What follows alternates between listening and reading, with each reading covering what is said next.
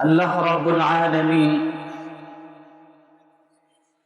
মুমিন মুসলমানের উপর রমজানের রোজা ফরজ করেছেন বিশেষ একটা উদ্দেশ্যে।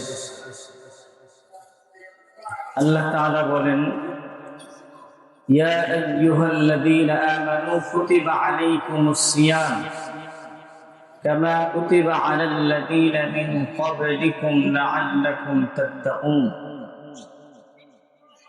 হে ঈমানদার ব্যক্তিরা, তোমাদের উপর রমজানের রোজা ফরজ করা হয়েছে যেমন ইতিপূর্বে অন্যান্য জাতির উপর রোজা ফরজ করা হয়েছিল, যাতে করে তোমরা খোদা ভীরু হতে পারো, যাতে করে তোমরা মুত্তাকি হতে পারো, যাতে করে তোমরা পরহেজগার হতে পারো। হাজিরিন, এই খোদা ভীরু হওয়া, আল্লাহর ভয়, এটাকে তাকওয়া বলা হয়। কি বলা হয়? তাকওয়া। ইসলামে তাকওয়ার গুরুত্ব অপরিসীম।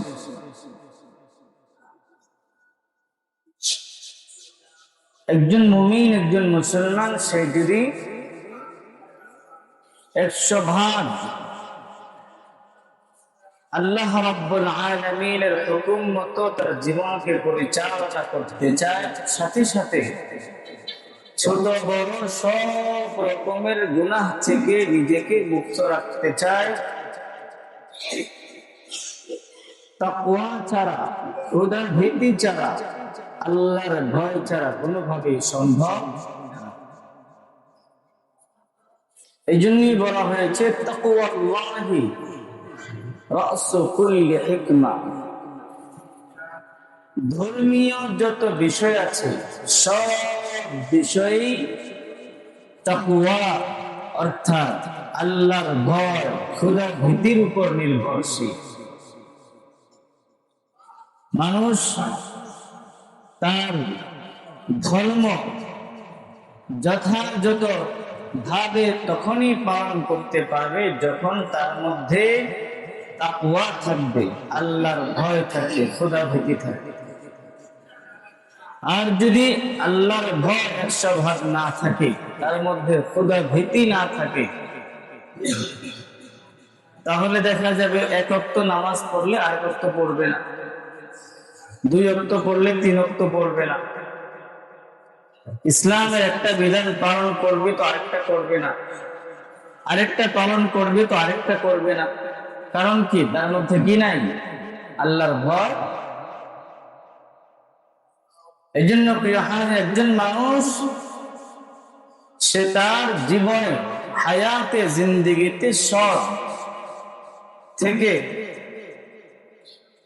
যদি কল্যাণকামী হতে চায় এবং আখিরাতে যথাযথ পুরস্কার পেতে চায়, অবশ্যই তাকে খোদা ভীতি অর্জন করতে হবে, আল্লাহর ভয় অর্জন করতে হবে। তাকওয়া শব্দের শাব্দিক অর্থ হলো বিরত থাকা, নিজেকে সব ধরনের গুনাহ থেকে বিরত রাখা।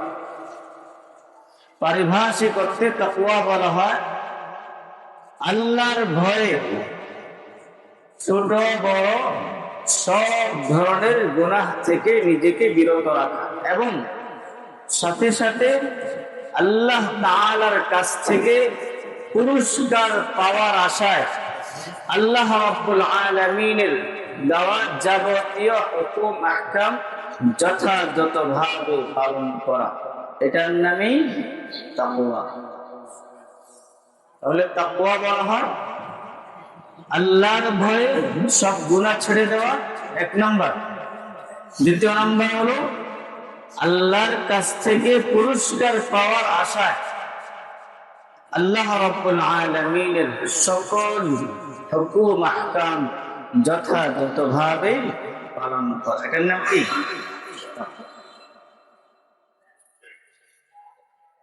তাকওয়ার সংজ্ঞা, সবচেয়ে সুন্দর সংজ্ঞা দিয়েছেন হযরত উবাই ইবনে কাব রাদিয়াল্লাহু তাআলা আনহু।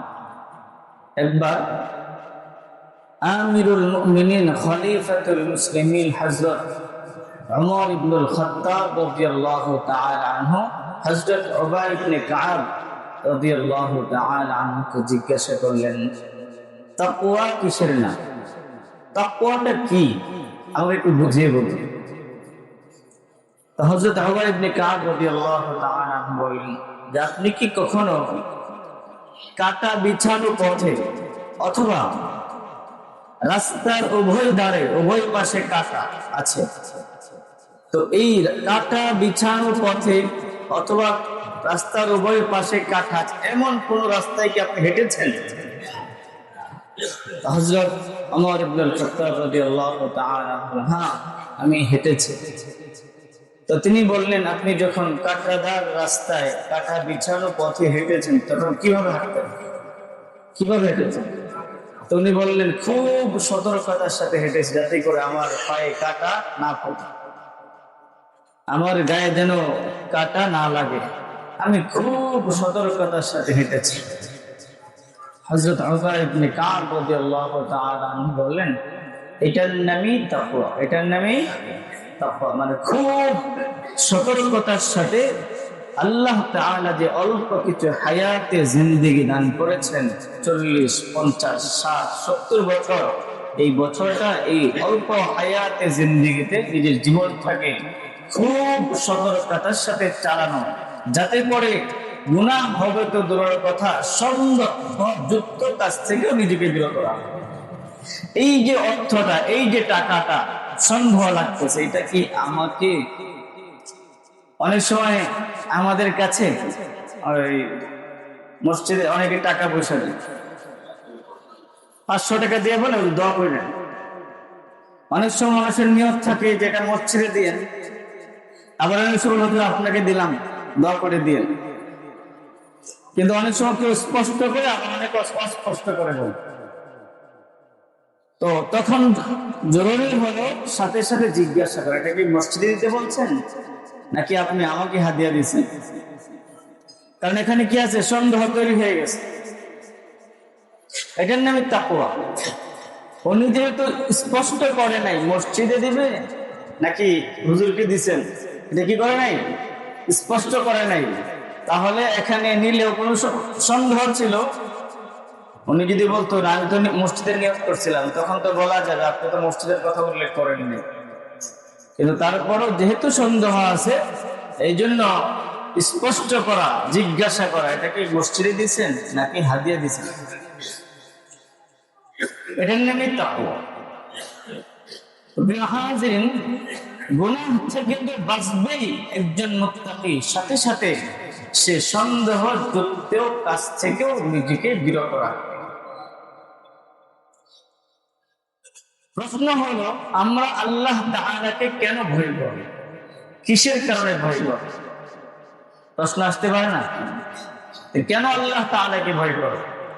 আল্লাহ তাআলাকে এই কারণেই ভয় করব, আল্লাহ হলেন শান্তি দাতা, সাথে সাথে আল্লাহ কিন্তু শাস্তি দাতা। কথা বলেন ঠিক কিনা?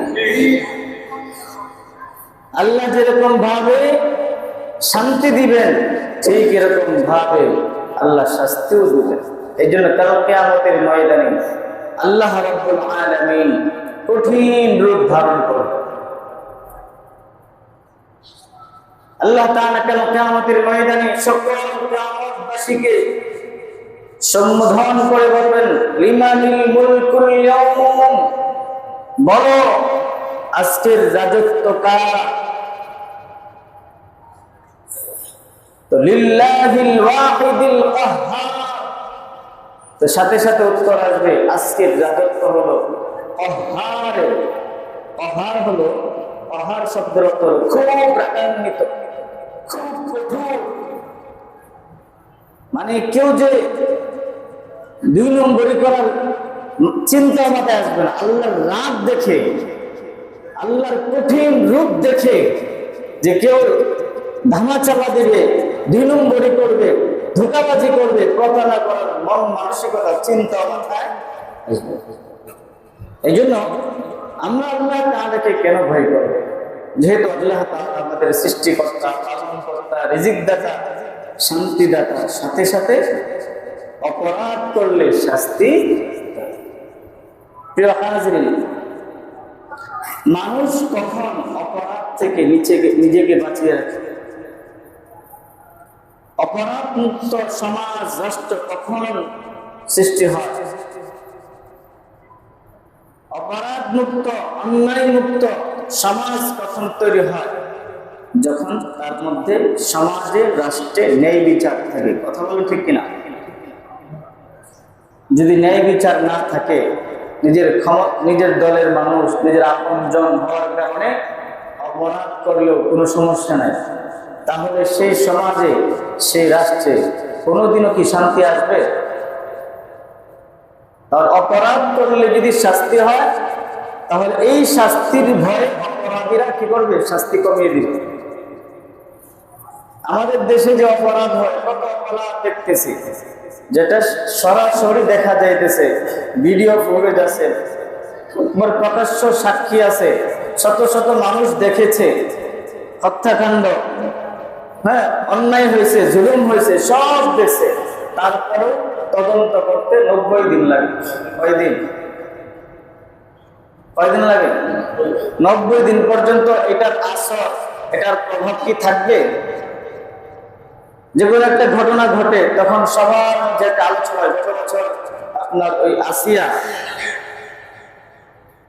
ধর্ষণ হওয়ার পরে যে ধর্ষণ করছিল, এরপর লম্বা সময় পর্যন্ত হাসপাতালে ছিল। গতকালকেও মনে হয় একটা খবর আসছে, একটা মেয়েকে নরসিংদী না কোথায় আর কি কোন দিকে 15 দিন আগে 5-7 জন নিয়ে তার সাথে খারাপ আচরণ করছে। এরপরে যখন এলাকার মামলা করতে চাইছে, এলাকার মেম্বার চেয়ারম্যান নামে মামলা করতে দেয় নাই, শেষ পর্যন্ত এই মেয়েকে আবার উঠায় নিয়ে হত্যা করছে। এখন এটা তদন্ত করতে করতে করতে যদি 90 দিন চলে যায়, 1 বছর চলে যায়, তাহলে অপরাধীদের মধ্যে কোনো ভয় বিচিত্রই হবে?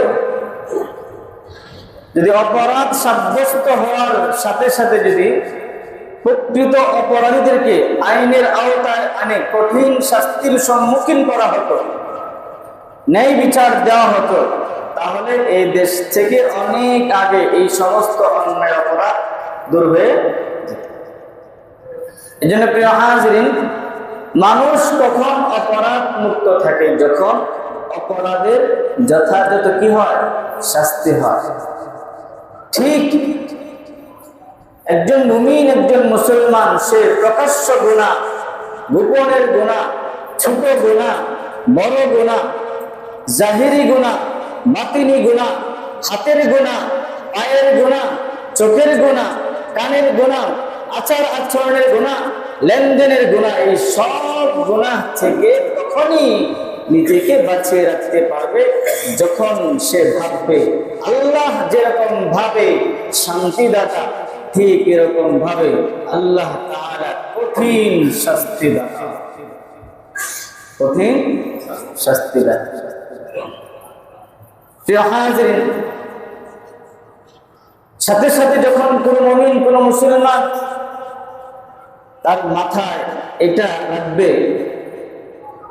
যে আমি যে গুনাহ করি, অন্যায় করি, নিজের নফসের উপর জুলুম করি, সেটা প্রকাশ্যে হোক, গোপনে হোক, যদিও আমার আপন মানুষ কেউ দেখছে না, যদিও আমার পাড়া প্রতিবেশী কেউ দেখছে না, যদিও কোনো মানুষ দেখতেছে না, কিন্তু দুনিয়ার মানুষকে যদিও ফাঁকি দেওয়া যায়, আল্লাহ তাআলার চোখকে কখনো ফাঁকি দেওয়া সম্ভব।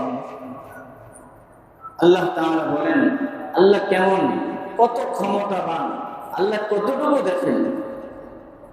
আল্লাহ তাআলা কোরআনে বলেন, ওয়া মা তাসকুতু মিন ওয়ারাকাতিন ইল্লা ইয়া'লামুহা ওয়া লা হাব্বা ফি যুলুমাতিল আরদ। জঙ্গলের মধ্যে কত শত শত গাছ, কত হাজার হাজার গাছ, কোন গাছ থেকে কয়টি পাতা ঝরলো, কখন ঝরলো, এই সব কিছুর গণনা এবং সব দেখেন কে? আল্লাহ। এমনি ভাবে আমরা চাষাবাদ করি, আমরা তো জমিনে বিভিন্ন ধরনের বীজ বপন করে চলে আসি। তো এই বীজটা কতটুকু উৎপন্ন হচ্ছে, বাড়তেছে, এটা দেখেন কে? আল্লাহ। আল্লাহ তাআলা তো হলেন মানুষ যা করে তাও দেখেন, মানুষ মনে মনে কি কল্পনা করে তাও দেখেন। ইন্নাল্লাহা আলিমুম বিদাতিস সুদূর। মানুষ মনে মনে যা কল্পনা করে, চিন্তা করে, ভাবনা করে, সব জানেন কে? আল্লাহ। এই জন্য প্রিয় হাজির, যদি আল্লাহর ভয় না থাকে তাহলে যাদেরকে সমাজ থেকে অন্যায়, অপরাধ, জুলুম, চুরি, ডাকাতি, বাটপারি, রাহাজানি, চাঁদাবাজি, দুর্নীতি দমনের জন্য নিয়োগ দেওয়া হবে, তারা নিজেরাই কি হয়ে যাবে? চাঁদাবাজ হয়ে যাবে, চোর হয়ে যাবে, ডাকাত হয়ে যাবে, সন্ত্রাস হয়ে যাবে, ইফতিজার হয়ে যাবে, দুর্নীতিবাজ হয়ে যাবে। কথা বল ঠিক কিনা? গত 2 দিনের আগের ঘটনা কোন টিভির নিউজে আসছে, ওই যে ডিবিসি নাকি একটা নিউজ আছে, দেখলাম মামা হলো পুলিশ আর ভাগ্নে দিয়ে কি করে? চাঁদা ওঠায়। কথা বুঝেন নাই? মামারে সব টাইকেল, ভাগ্নারে সব টাইকেল দেয় মামা। এটা তো আমি প্রকাশ্যে না বললে কোনো সমস্যা নেই, কারণ এটা তো সারা দেশের মানুষই জানে। মামা হলো পুলিশ কর্মকর্তা, আর মামার অধীনে থেকে ভাইগনার আপনার গায়ের মধ্যে পুলিশের একটা সামান্য পোশাক পরা গেছে, চাঁদাবাজি চলতেছে। যাকে নিয়োগ দেওয়া হয়েছিল চাঁদাবাজি দূর করার জন্য, যাকে নিয়োগ দেওয়া হয়েছে দুর্নীতি দূর করার জন্য, চুরি, ডাকাতি, সন্ত্রাসী, রাহাজানি দূর করার জন্য, তারাই কি হয়ে যেতেছে? চোর, ডাকাত, বাটপার, চাঁদাবাজ, দুর্নীতিবাজ হয়ে গেছে। কারণ একটাই, সেটা হলো কি নাই? আল্লাহর ভয়। আল্লাহর ভয় নাই। এই জন্য যাদেরকে বিভিন্ন বাহিনীতে নিয়োগ দেওয়া হয় তাদেরকে সব রকমের ট্রেনিং দেওয়া হয়, কিভাবে গুলি চালাবে, কিভাবে কি করতে হবে, কিভাবে চুর ধরতে হবে, কিভাবে ডাকাত ধরতে হবে, কিভাবে কি অ্যাকশন নিতে হবে, সব শেখানো হয়, ট্রেনিং দেওয়া হয়। কিন্তু আত্মিকভাবে কোনো ধরনের ট্রেনিং দেওয়া হয় না, অত্যাধিক কোনো ট্রেনিং দেওয়া হয় না, আল্লাহর ভয় সৃষ্টি হওয়ার মতো কোনো রকমের ট্রেনিং দেওয়া হয় না। যদি এইটা দেওয়া হইতো তাহলে 99% দুর্নীতি, চুরি, ডাকাতি কমে যেত। কথা বল ঠিক কিনা? শারীরিক ভাবে, বাহ্যিক ভাবে সব রকমের ট্রেনিং দেওয়া হয়, কিন্তু আত্মাও একটা বিষয়, কল্ব একটা জিনিস, সেটারও যে চিকিৎসার দরকার আছে, সেটার যে ট্রেনিং এর দরকার আছে, সেটার যে আত্মশুদ্ধির দরকার আছে, পরিশুদ্ধতার দরকার আছে, সেভাবে শিক্ষা নেই। এই জন্য হাদিসের মধ্যে রাসূল আকরাম সাল্লাল্লাহু আলাইহি ওয়াসাল্লাম বলেন, মানুষের দেহে একটা অঙ্গ আছে, এই অঙ্গটা যদি নষ্ট হয়ে যায় তাহলে তার পুরো দেহই নষ্ট হয়ে যায়। আর এই অঙ্গটা যদি ভালো থাকে তাহলে তার পুরো দেহই ভালো থাকে। সেটার নাম হলো কল। সেটা নাম কি? এই কলবের বাংলা অর্থ হল অন্তর। কি? অন্তর। এই জন্য হাদিসের মধ্যে আরেক হাদিসে বলছে, আল গিনা বিনান নফস, অন্তর ধনী তো প্রকৃত ধনী। অনেক সাধারণ মানুষ এত টাকা পয়সা ইনকাম নাই, কিন্তু তার মনটা অনেক বড়, যা ইনকাম করে তার থেকে কিছু না কিছু মানুষের জন্য সেবা করে, সাহায্য সহযোগিতা করে, দান সৎকার করে। এমন অনেক আছে লাখ লাখ কোটি কোটি টাকার মালিক, তার 1 টাকাও দান করতে মন চায় না। তাহলে বোঝা গেল অন্তরটা হলো মূল বিষয়। মানুষের অন্তরে যা থাকে বাহ্যিক ভাবে সেটা প্রকাশ পায়। কাহার হৃদয় যদি খারাপ থাকে, কল্ব যদি নষ্ট হয়ে যায়, কখনো তার জবান দিয়ে ভালো কিছু উচ্চারণ হয় না। আর কল্ব যদি ভালো থাকে, অন্তর ভালো থাকে, কখনো তার জবান দিয়ে খারাপ কিছু উচ্চারণ। খালি সুন্দর সুন্দর জামা পোশাক পরিধান করলে সে সম্ভ্রান্ত, সে সুশীল, সে খুব সুন্দর, সে সুস্বাস্থ্যের অধিকারী, স্মার্ট না, এটার মধ্যে কিছু না, সবকিছুর অন্তরের সাথে এলো। এই জন্য আমরা যেরকম ভাবে আমাদের দৈহিক আমাদের দেহকে, শরীরকে কি করি? সাজিয়ে গুছিয়ে রাখি। এই দেহকে ঠিক রাখার জন্য সব পরিকল্পনা করে ঠিক এরকম ভাবে আমাদের অন্তরটাকেও পরিশুদ্ধ করার জন্য মাঝে মাঝে ফিকির করা দরকার। হাদিসের মধ্যে আসছে, যখন মানুষ গুনাহ করতে থাকে, গুনাহ করতে করতে এই কলবে, অন্তরে কালো দাগ পড়ে যায়। যখন সে আল্লাহ তাআলার কাছে মাপ চেয়ে নেয়, এই কালো দাগ দূর হয়ে যায়, আবার পরিষ্কার হয়ে যায়। আবার সে যদি মাফ না চায়, গুনাহ করতেই থাকে, এক পর্যায়ে দেখা যায় কল পুরা কালো আকার ধারণ করে, তখন তার কাছে ভালো মন্দ কোনো পার্থক্য করার ক্ষমতা থাকে না। দেখবেন এক সময় যখন কেউ নতুন নতুন কোন গুনাহের কাজে লিপ্ত হয়, বা কথার কথা উদাহরণ দিচ্ছি, নতুন নতুন কেউ মনে করে বিড়ি সিগারেট খাওয়া শিখতেছে, তখন কিন্তু সবার সামনে খায় না, আড়ালে খায়। কারণ আস্তে আস্তে এখনো পুরো কলবের মধ্যে কালো দাগ পড়ে নাই। যখন সেটা অভ্যাসে পরিণত হয়ে যায়, একবারে কালো দাগ পড়ে যায়, তখন যার তার সামনে, ছোট হোক বড় হোক, মুরব্বী হোক, উস্তাদ হোক, শিক্ষক হোক, সবার সামনে সে টানতেছে। কথা বলেন নেই? এই জন্য প্রিয় হাজিরিন, যেরকম ভাবে আমাদের দেহকে, শরীরকে তরতাজা, সঠিক, সুস্বাস্থ্য, হৃষ্টপুষ্ট রাখার জন্য আমরা সব সময় চেষ্টা করি, যখনই কোনো আমরা ছোট বড় রোগে আক্রান্ত হয়ে যায়, অসুখ বিসুখ হয়ে যায়, সাথে সাথে আমরা ডাক্তারের শরণাপন্ন হই। ঠিক আমাদের দেহের সবচেয়ে গুরুত্বপূর্ণ যে অঙ্গ, রাসূল বলেছেন কলব, যে কলব, অন্তর ঠিক থাকলে রাসূল বলেছেন তার পুরোটা শরীরই ঠিক আছে। আর যার কলব, অন্তর নষ্ট হয়ে গেলে রাসূল বলেছেন তার পুরো শরীরই নষ্ট হয়ে গেছে। সেই কলবটাকে, সেই আত্মাটাকে পরিশুদ্ধ করার জন্য, পরিষ্কার করার জন্য মাঝে মাঝে রূহের ডাক্তার, আত্মার ডাক্তারদের কাছেও মাঝে মাঝে দেওয়া দরকার। মানুষের দেহের যেরকম ডাক্তার আছে, আত্মারও কি আছে? ডাক্তার আছে। কলবকে পরিষ্কার করা, কি কি করলে আমার কলব পরিষ্কার হবে, কি কি আমল করলে আমার কলবটা একবারে পরিষ্কার পরিচ্ছন্ন থাকবে, কি কি গুনাহের কাজ করলে কলব একবার মরে যাবে, তখন আমি আর স্বাভাবিক একজন মানুষই থাকবো। দেখতে দেখা যায় মানুষ, কিন্তু আমার কোনো আচার আচরণে মানুষের কিছু প্রকাশ পাবে। এই জন্য প্রিয় হাজিরিন,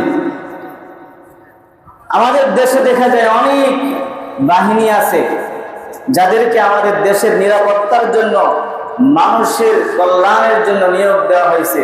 তারাই দেখা যায় মানুষের অকল্যাণের কারণ হয়ে যাবে। কারণ একটাই, তাদের মধ্যে কাল কিয়ামতের ময়দানে আল্লাহ তাআলার কাছে এর যথাযথ হিসাব দিতে হবে, এই ভয়। তাই আমরাও যদি ছোট বড় সব রকমের অন্যায় থেকে নিজেদেরকে বিরত রাখতে চাই, গুনাহ থেকে বাঁচতে চাই, ভালো মানুষ হতে চাই, আদর্শ মানুষ হতে চাই, নেককার হতে চাই, দিনদার হতে চাই, দুনিয়াতে কল্যাণ চাই, আখিরাতে জাহান্নাম থেকে মুক্ত হয়ে জান্নাত পেতে চাই, আমাদের দিলেও কার ভয় লাগবে? আল্লাহ। আল্লাহ রাব্বুল আলামিন বলেন, যারা সত্যিকার অর্থে আল্লাহকে ভয় করবে তাদেরকে কি পুরস্কার দেওয়া হবে?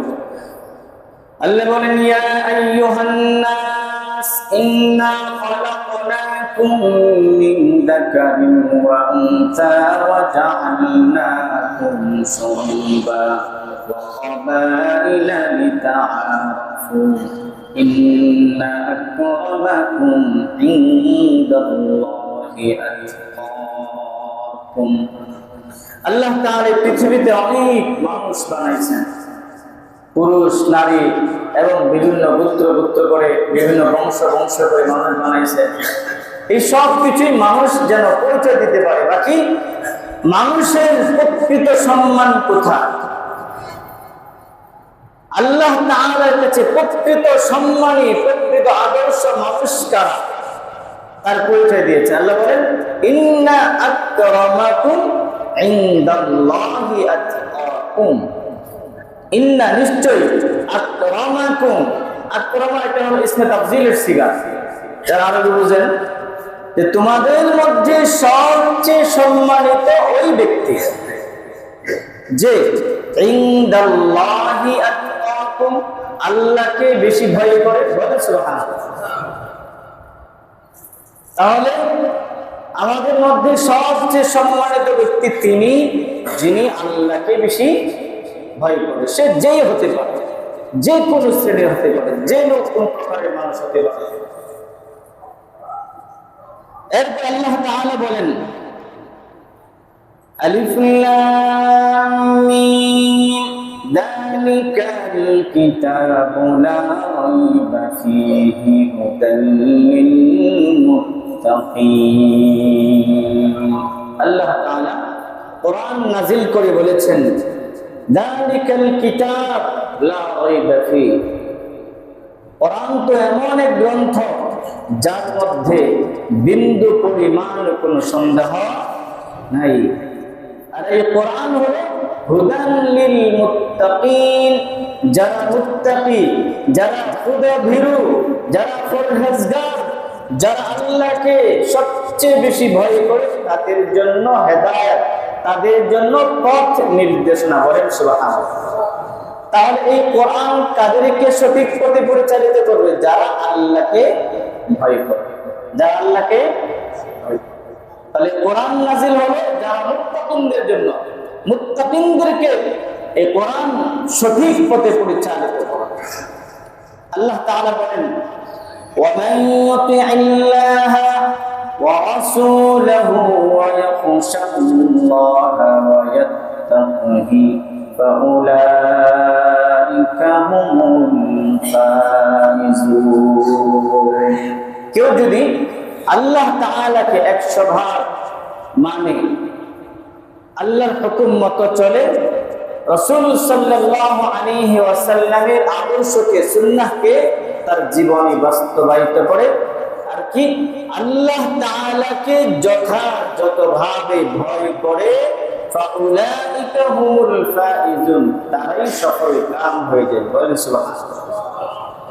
তাহলে আমরা যদি সফলতা পেতে চাই, সফলতা কি? সবচেয়ে বড় সফলতা কি? সবচেয়ে বড় সফলতা হলো একজন মুমিন, একজন মুসলমান জাহান্নাম থেকে মুক্ত হয়ে জান্নাত পেয়ে যাওয়া। এটাই হলো মুমিনের জীবনের সবচেয়ে বড় সফলতা। আল্লাহ তাআলা বলেছেন, فمن زحزح عن النار وأدخل الجنة فقد فاز وما الحياة الدنيا إلا متاع الغرور। একজন মানুষ সে দুনিয়াতে অনেক কষ্ট, মেহনত, মুজাহাদা করেছে, আরাম আয়েশ কিছুই পায় নাই, কিন্তু আল্লাহ তাআলা তার মৃত্যুর পরে তাকে জাহান্নাম থেকে মুক্ত করে জান্নাত দিয়ে দিয়েছেন। আল্লাহ বলেন, সেই হলো বড় মহা সফল। বলেন সুবহানাল্লাহ। এই জন্য আমরা দুনিয়াতে কি আর সফলতা দেখাবো? যখন সফলতার সময় আসে তখনই কত অসুখ বিসুখ। গতকালকে একজনের সাথে কথাবার্তা বলতেছিলাম। একজন মানুষ খুবই অসুস্থ, অনেক জায়গা জমি আছে, অনেক ধন সম্পদের মালিক। বলতেছিলাম এইমাত্র ওনার একটু সুখের সময় আসছে, সব সাজাইছে, গুছাইছে, এখন কোনো সমস্যা নাই, এখন ঘরে বসে বসে খেতে পারে, ভাড়া টাকা আসে, বিভিন্ন দিক থেকে টাকা পয়সা আসে, ভালোই চলতে পারে, কিন্তু আর কি এখন শরীরটা ভালো না। বলেন, যদি সুস্থ না থাকে তাহলে দুনিয়ার ধন সম্পদ কোনো কাজে লাগবে? কোনোটা ভালো লাগবে? এই জন্য বলে সুস্থতাই সুখের মূল। সুস্থতাই সুখের মূল। একজন মানুষ কিছুই নাই, দেখবেন গিয়া ওই দিন কালকে দেখলাম ওইখানে ওই ন্যাচারালের এখানে ওই ওয়াশের বাতাস আওয়াজ বের হইতেছে, উনি ভ্যানের উপরে শুয়ে একটা পলিথিন মাথায় দিয়া কান টান ঢেকে ঘুমাইতেছে। মানে ভ্যানের উপরে বাতাস বের হইতেছে, আওয়াজ, এরপরে ভ্যানের উপরে শুয়া মাথার উপরে একটা কাগজ দিয়ে পেঁচায় ঘুমাই গেছে। মানে সুস্থ থাকলে যেখানেই থাকি, যেভাবেই থাকি ভালো, আর যদি অসুস্থ হয়ে যায়, এই ধন সম্পদ, এই ভিটে বাড়ি, এই কোটি কোটি টাকা, কোনোটাই ভালো লাগবে। এই জন্য প্রিয় হাজিরিন, দুনিয়ার সফলতা বলতে কিছু নাই। দুনিয়ার সফলতা বলতে কি নাই? কিছু নাই। কে সফল? যে সফল হবে কালকে তার দুনিয়া থেকে চলে যেতে হবে। এত সফলতা কি হবে? এই জন্য আল্লাহ তাআলা বলছেন এই আয়াতের পরে সফলতার কথার পরে বলেছেন ওয়ামাল হায়াতুদ দুনিয়া ইল্লা মাতাউল গুরুর, আসল সফলতা হলো জান্নাত। আর যারা মনে করে দুনিয়ার সফলতা অনেক বড় কিছু, আসলে কিছুই না। দুনিয়ার জীবন হচ্ছে ধোঁকার জীবন, ধোঁকার জীবন। তাই প্রিয় হাজিরিন, যারা আল্লাহ তাআলাকে যথাযথভাবে মানে, রাসূলের আদর্শকে তার জীবনে বাস্তবায়িত করে, সাথে সাথে আল্লাহ তাআলাকে 100 ভাগ ভয় করে চলে, আল্লাহ বলেন ফাউলাইকা হুমুল ফাইজুন, তারাই সফলকাম। বলেন সফলতা কি? জান্নাত। মুমিনের সফলতা কি? মুমিনের সফলতা কি? এই জন্য হাদিসের মধ্যে রাসূল বলেছেন তুহফাতুল মুমিনি আল মাউত, তুহফাতুল মুমিনি আল মাউত, মুমিনের মৃত্যু হচ্ছে মুমিনের জন্য মহা পুরস্কার। বলেন সুবহানাল্লাহ। মৃত্যু হচ্ছে মুমিনের জন্য মহা পুরস্কার। আর এই দুনিয়ার জীবনটা মুমিনের জন্য জেলখানার মতো। আর দুনিয়া সিজনুল মুমিন ওয়া জান্নাতুন লিল কাফির, দুনিয়া হচ্ছে মুমিনের জন্য জেলখানার মতো, আর কাফের বেঈমানদের জন্য জান্নাতের মতো। কারণ মুমিনের জন্য জেলখানার মতো কিভাবে? মুমিন চাইলেই তো যা ইচ্ছা করতে পারে না। মুমিন চাইলে গান শুনলে ভালো লাগে, গান শুনতে পারবে। মুমিন চাইলেই মনে করেন নাচ দেখা, নৃত্য দেখা, খারাপ জিনিসের তাকানো, চাইলেই তাকাইতে পারবে? পারবে না। এটা জেলখানার মতো। জেলখানায় মানুষ গেলে যা ইচ্ছা সে পাবে, যেখানে সে যেতে পারবে, যা ইচ্ছা খাইতে পারবে, যা ইচ্ছা দেখতে পারবে। এরকমই মুমিনের জীবনটা হলো জেলখানায় যেরকম থেকে একজন মানুষ কি অপরাধী ব্যক্তির মতো, যেরকম জেলখানায় সে কিছু করতে পারে না, যা ইচ্ছা করতে পারে না, মুমিনও তার কোনো ব্যক্তিগত ইচ্ছাধীন নাই। তার চলা ফেরা, ওঠা বসা, কথাবার্তা, লেনদেন, আচার আচরণ সব কিছু হবে একজনের হুকুমে। তিনি কে? এই জন্য প্রিয় হাজির, মুমিনের জন্য দুনিয়াটা হলো জেলখানার মতো। এই মুমিন যখন মৃত্যুবরণ করবে, সাথে সাথে রাসূল বলেন তুহফাতুল মুমিনিল মাউত, মুমিনের জন্য মৃত্যু হলো মহা পুরস্কার। কারণ সে মারা যাবে, আল্লাহ তাআলা তাকে জান্নাতে, তার কবরে শুধু জান্নাতের একটা রাস্তা তৈরি করে দিবেন। কবরে শুয়ে শুয়ে সে জান্নাতি বাতাস ঘুমিয়ে যাবে। আর যখন সে জান্নাতে যাবে, জান্নাতে তার কোনো কি থাকবে না, পরাধীনতা থাকবে। দুনিয়াতে সে পরাধীন ছিল, কিন্তু জান্নাতে কোনো পরাধীনতা থাকবে। সে যা চাইবে, কুনতুম তাশতাহু, জান্নাতীরা জান্নাতে যা চাইবে আল্লাহ তাআলা তার সম্মুখে সাথে সাথে পেশ করবেন। বলেন সুবহানাল্লাহ। এই জন্য যদি আমরা আল্লাহ তাআলার হুকুম মতো চলতে পারি, রাসূলের তরিকা মতো চলতে পারি, সাথে সাথে আল্লাহ তাআলাকে ভয় করে চলতে পারি, তাহলে আল্লাহ তাআলা আমাদেরকে মহা পুরস্কার জান্নাত দান করবেন। বলেন সুবহানাল্লাহ। সাথে সাথে আমরা যদি আল্লাহ তাআলাকে ভয় করি, আরো বড় একটা পুরস্কার দুনিয়াতে আমাকে দিবেন। সেটা কি? আল্লাহ বলেন وَمَن يَتَّقِ اللَّهَ يَجْعَل لَّهُ مَخْرَجًا وَيَرْزُقْهُ مِنْ حَيْثُ لَا يَحْتَسِبُ। কেউ যদি আল্লাহ তাআলাকে ভয় করে চলে, আল্লাহকে ভয় করার অর্থ হলো ছোট বড়, সগীরা কবিরা, জাহিরি বাতিনি, প্রকাশ্য অপ্রকাশ্য সব গুনাহকে আল্লাহ তাআলার ভয়ে ছেড়ে দেওয়া। এরপরে আল্লাহ তাআলার পুরস্কারের পাওয়ার আশায়, আল্লাহ তাআলার পক্ষ থেকে পুরস্কার পাওয়ার আশায় আল্লাহর হুকুম রাসূলের তরিকা মতো নিজের জীবনকে পরিচালনা করে। এটার নাম কি? তাকওয়া।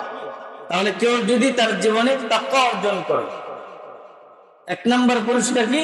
ওয়ামান ইয়াত্তাকিল্লাহা ইয়াজআল লাহু মাখরাজা, আল্লাহ তাআলা তাকে বিভিন্ন রকমের বিপদ আপদ থেকে বের হওয়ার রাস্তা বের করে দিবেন। বলেন সুবহানাল্লাহ। সে বিপদে পড়তেছে, তার সম্মুখে কি কঠিন, কি হবে কি না হবে, কিন্তু সে তো আল্লাহকে ভয় করে। দেখা যায় 2 দিন পরে বিপদ নাই, বিপদের দিকে চলে গেছে। যেরকম ভাবে মাঝে মাঝে ঘূর্ণিঝড় আসে না, ঘূর্ণিঝড় আসলে মনে হয় অগ্রিম খবর দেয়, সব উড়ে নিয়ে চলে যাবে, সব গাছটা উঠায় ফেলবে, ভেঙে চলে ফেলবে। কিন্তু দেখা যায় ঘূর্ণিঝড়ের মধ্যে চলে যায়, ঘরের জায়গাতেই থাকে, গাছের জায়গাতেই ঠিক এরকম ভাবে মুমিনের জীবনে এরকম ঘূর্ণিঝড় আসবে, বিপদ আপদ আসবে, বালা মুসিবত আসবে, সে আল্লাহকে ভয় করে চলে, সে হারামকে বর্জন করে চলে, সে তার জীবনে হালালকে ধারণ করে, সে অন্যকে কখনো প্রশ্রয় দেয় না, সে তার সর্বাত্মক চেষ্টা করে আল্লাহর হুকুম রাসূলের তরিকা মতো চলার। তো তার জীবনে দেখ কঠিন বিপদ, কিন্তু আল্লাহ রাব্বুল আলামিন সেই কঠিন বিপদ থেকে বের হওয়ার রাস্তা বের করে দেন। সুবহানাল্লাহ। শুধুমাত্র আল্লাহকে ভয় করাটা। আর কি ওয়ায়ারযুকুহু মিন হাইতু লা ইয়াহতাসিব। আল্লাহ তাআলা ওই মুত্তাকি বান্দাকে, খোদা ভীরু বান্দাকে এমন জায়গা থেকে, এমন উৎস থেকে রিজিকের ব্যবস্থা করে দিবেন যা সে কখনো কল্পনাই করে নাই। বলেন সুবহানাল্লাহ। এই জন্য প্রিয় হাজির, আমরা তো অনেক ভাবে আয় উপার্জন লিপ্ত হয়ে যায়। কত মানুষ কত চেষ্টা করে লক্ষ টাকার মালিক হওয়ার, কোটি টাকার মালিক হওয়ার, সম্ভব হয় না। আবার অনেকেই দেখা যায় তেমন ফিকিরও করে না, কিন্তু দেখা যায় কোটি টাকার মালিক হয়ে যায়। আছে কিনা? কারণ রিজিকটা হলো আল্লাহ তাআলার হাতে। আল্লাহ বলেন ওমা মিন দাব্বাতিন ফিল আরদি ইল্লা আলাল্লাহি রিজকুহা। পৃথিবীতে যত বিচরণশীল প্রাণী আছে সকলের রিজিকের দায়িত্ব কার হাতে? আল্লাহ তাআলা নির্ধারণ করে রেখেছেন কাকে কতটুকু দিবেন, এটা আল্লাহ নির্ধারণ করে রেখেছেন। একজন মানুষ সারাদিন কাজ করে 500 টাকা পায় না, আরেকদিন মানুষ দেখা যায় 1 ঘন্টায় হাজার হাজার টাকা ইনকাম করে ফেলে। কথা বলেন আছে কিনা?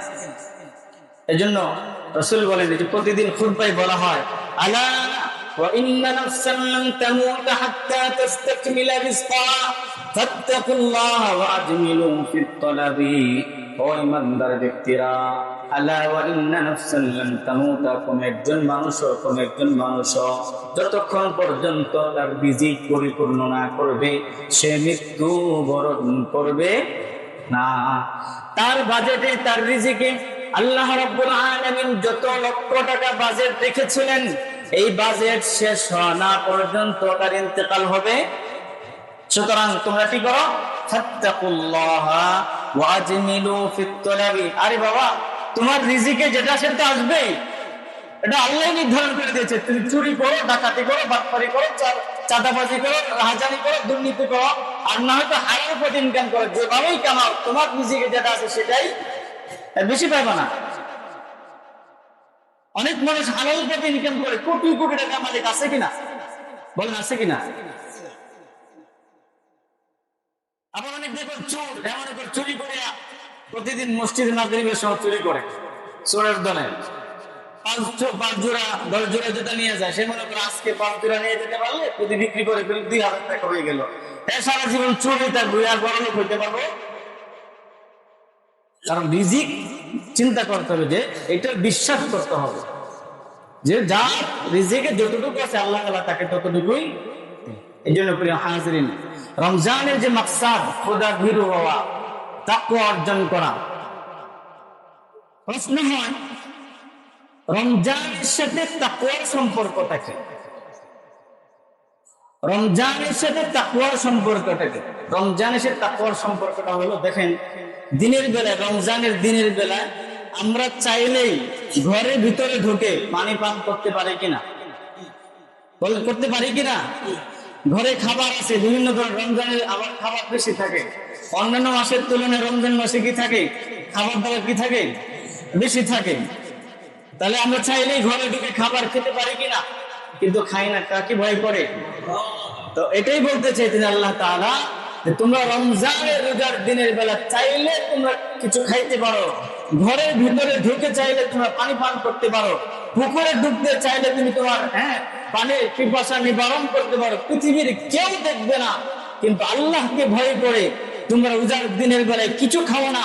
যেরকম রোজা তোমরা আল্লাহ তাআলাকে ভয় করে রাখো, কিছু খাও না, ঠিক এরকম ভাবে তোমার জীবনের প্রতিটি ক্ষেত্রে ক্ষেত্রে এরকম ভাবে আল্লাহ তাআলাকে ভয় করা দরকার। ছোট গুনাহ হোক, বড় গুনাহ হোক, সগীরা হোক, কবিরা হোক, জাহিরি হোক, বাতিনি হোক, প্রকাশ্য হোক, অপ্রকাশ্য হোক, যখনই তুমি গুনাহ করো, রমজানের রোজার দিনের বেলা তুমি খাইলে গেলে আল্লাহ তাআলা দেখে। ঘরের ভিতরে গুনাহ করলো কে দেখেন? আল্লাহ তাআলা দেখেন। এই জন্যই মূলত আল্লাহ রাব্বুল আলামিন রমজানের রোজা আমাদের উপর ফরজ করেছেন। আমরা যদি এটা ভাবি রমজানের রোজার দিনের বেলা যেরকম খাইলে আল্লাহ তাআলা দেখেন, যে কোনো গুনাহ করলেও কে দেখেন? আল্লাহ তাআলা দেখেন। এজন্য প্রিয় হাজিরিন, এই চিন্তা, এই অনুভব আমাদের মধ্যে তৈরি করতে হবে। শুধু রোজার ক্ষেত্রেই নয়, সর্বক্ষেত্রে রোজার ক্ষেত্রে যেরকম ভাবে আল্লাহ দেখেন, ঠিক অন্যান্য সব ক্ষেত্রে আমাদেরকে মনে করতে হবে কে দেখেন? আল্লাহ তাআলা দেখেন।